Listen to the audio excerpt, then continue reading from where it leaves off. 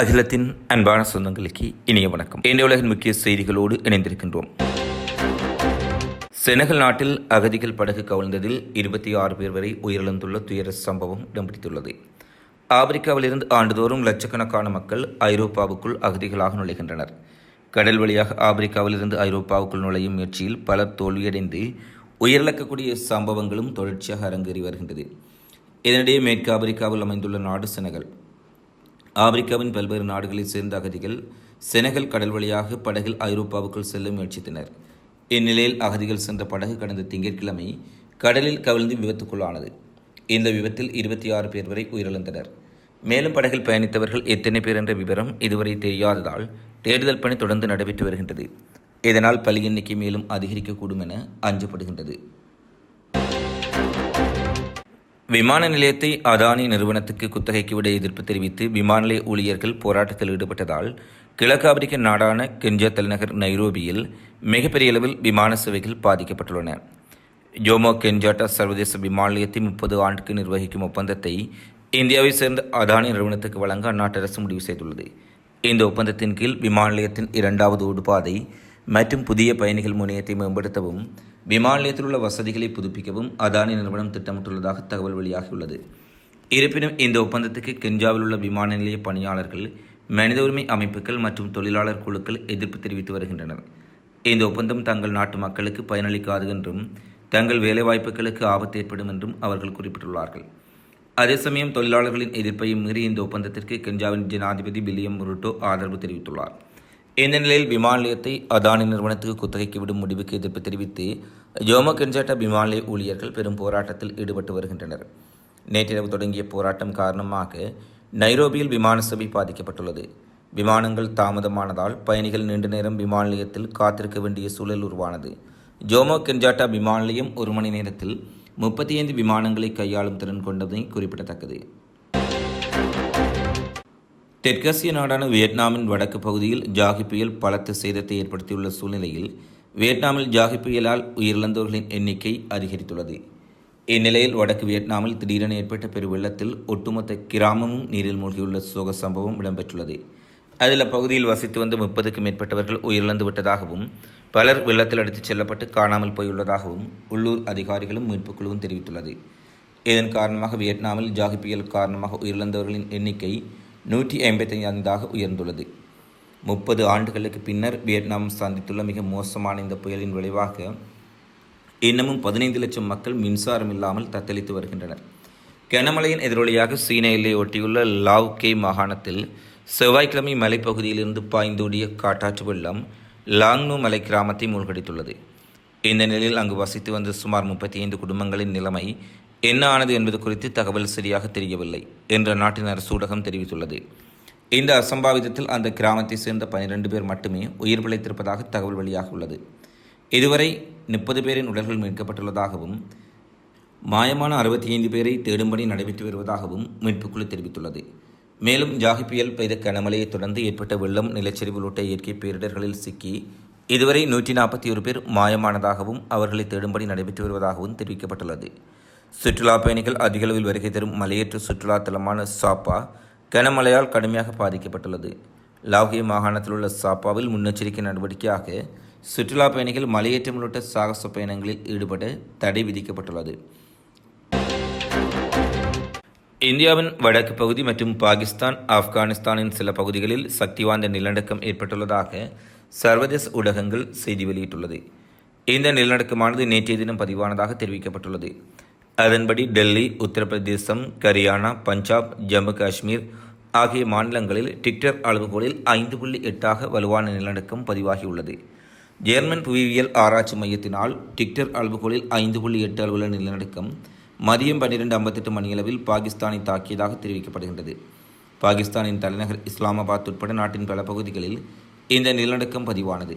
இந்த நிலநடுக்கம் பஞ்சாப் மற்றும் கைபர் பக்துன்கா மாகாணங்கள் மற்றும் மத்திய தலைநகர் பகுதிகளிலும் உணரப்பட்டதாக குறிப்பிடப்பட்டுள்ளது. உடல் மற்றும் உள ஆரோக்கியம் பற்றிய கவலைகளை மேற்கோள் காட்டி சமூக ஊடகங்களை பயன்படுத்துவதற்காக சிறுவர்களுக்கு குறைந்தபட்ச வயது வரம்பை நிர்ணயிக்க ஆஸ்திரேலியா உத்தேசித்துள்ளது. இந்த திட்டம் டிஜிட்டல் உரிமை சட்டத்திறனிகளின் எச்சரிக்கை அடுத்து ஆஸ்திரேலிய அரசாங்கத்தினால் திட்டமிடப்பட்டுள்ளது.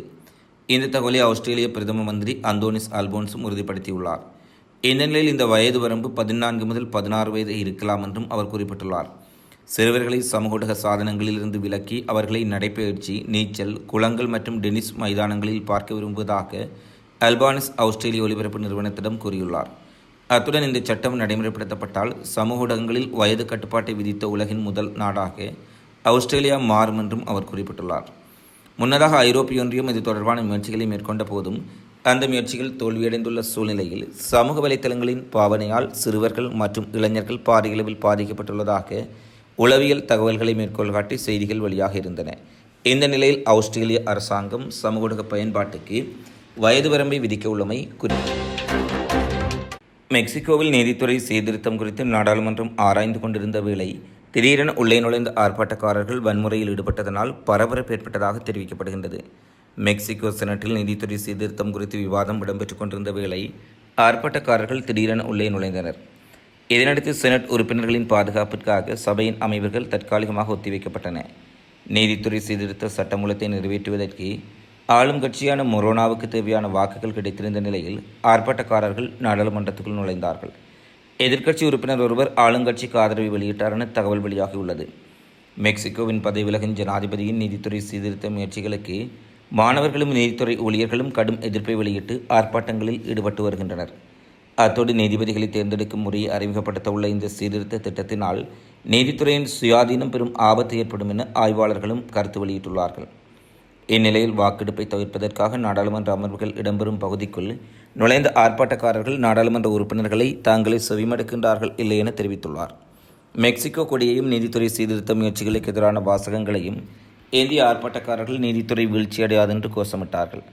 ஆர்ப்பாட்டக்காரர்களுடன் எதிர்க்கட்சி நாடாளுமன்ற உறுப்பினர்களும் இணைந்து கொண்டதாகவும் கூறப்படுகின்றது. மேலும் நீதித்துறை சீர்திருத்தம் எவ்வளவு ஆபத்தானது என்பது தங்களுக்கு தெரியும் என 30 வயது நீதித்துறை பணியாளர் ஒருவர் சர்வதேச ஊடகங்களிடம் தெரிவித்துள்ளார். ஆஸ்திரேலிய தலைநகர் மெல்போர்னில் ஸ்டேலுக்கு ஆயுத விற்பனை செய்யும் ஆயுத தொழிற்சாலை ஒன்று ஆயுத கண்காட்சியை நடத்திய போது ஆயுத கண்காட்சிக்கு வெளியே பாலஸ்தீன ஆதரவு போராட்டத்தில் ஈடுபட்டவர்கள் மிகப்பெரிய அளவில் போராட்டத்தில் ஈடுபட்டார்கள். ஒரு கட்டத்தில் ஆயுத கண்காட்சி நிறுவனம் நடத்திய ஆயுத தொழிற்சாலைக்கு சென்ற போராட்டக்காரர்கள் ஆயுத நிறுவனத்துடன் வன்முறையில் ஈடுபட்டுள்ளார்கள். குறிப்பாக போராட்டத்தில் ஈடுபட்டவர்கள் மீதும் அங்கு ஆயுத தொழிற்சாலையின் பாதுகாப்புக்கு வந்த போலீசாருக்கும் இடையில் மிக கடுமையான மோதல் வெடித்தது. 2024 எக்ஸ்போவில் சுமார் 1200 எதிர்ப்பாளர்கள் நிகழ்வை நிறுத்த கோரியும் ஆயுத தொழிற்சாலைக்கு முன்னரும் மிக பெரும் போராட்டத்தில் ஈடுபட்டதுடன் போலீசாருடன் மோதலில் ஈடுபட்டார்கள். போராட்டக்காரர்கள் அங்கு பாதுகாப்புக்காக வந்த போலீசார் மீது கற்கள், குதிரை உரம் மற்றும் பாட்டில்களை வீசி தாக்குதல் நடத்தினார். இதன் விளைவாக அங்கு திரண்டிருந்த 50க்கும் மேற்பட்டவர்களை போலீசார் கைது செய்துள்ளதாக தெரிவித்தார்கள். இதன் பின்னர் கண்காட்சி நடைபெறும் திடலிலிருந்து ஆயுத தொழிற்சாலைக்கு விரைந்த போராட்டக்காரர்கள் அங்கும் போராட்டத்தில் ஈடுபட்டதுடன் ஆயுத தொழிற்சாலையின் முகப்பு வளைவுகளை உடைத்தெறிந்ததாக ஆஸ்திரேலிய செய்திகள் தெரிவிக்கின்றன. ராஃபாவில் இடம்பெற்ற மோதலில் காயமடைந்த ஆஸ்திரேலிய இராணுவத்தினரை மீட்க சென்ற இராணுவ ஹெலிகாப்டர் விபத்துக்குள்ளானதில் 2 ஆஸ்திரேலிய வீரர்கள் கொல்லப்பட்டதாகவும் பலர் காயமடைந்ததாகவும் ஆஸ்திரேலிய இராணுவம் தெரிவித்திருந்தது. இரவில் விமானப்படையின் ஹெலிகாப்டர் காயமடைந்த ஆஸ்திரேலிய இராணுவத்தினரை மருத்துவமனையில் மருத்துவ சிகிச்சைக்காக வெளியேற்றும் போது தரையிறங்கும் போது இந்த விபத்து நடைபெற்றது என இராணுவம் தெரிவித்திருந்தாலும் சுயாதீன ஊடகங்கள் பொருத்தமான ஏவுகணைகள் மூலம் காசாவில் இருந்து இந்த ஹெலிகாப்டர் மீது தாக்குதல் நடத்தப்பட்ட காரணத்தினால் இந்த விபத்து ஏற்பட்டிருக்கலாம் என அச்சம் வெளியிட்டுள்ளார்கள். ஏற்கனவே அந்த பகுதியில் ஹெலிகாப்டர்கள் மீது சாம் ஏவுகணை கொண்டு தாக்குதல்கள் அல்கசாம் அல்குட்ஸ் படைப்பிரிவினரால் மேற்கொள்ளப்பட்ட நிலையில் மீண்டும் இதுபோன்ற தாக்குதலினால் ஆஸ்திரேலிய ஹெலிகாப்டர் விபத்துக்குள்ளாகி வெடித்து சிதறி இருக்கலாம் என்று செய்திகள் வெளியாகியுள்ளது.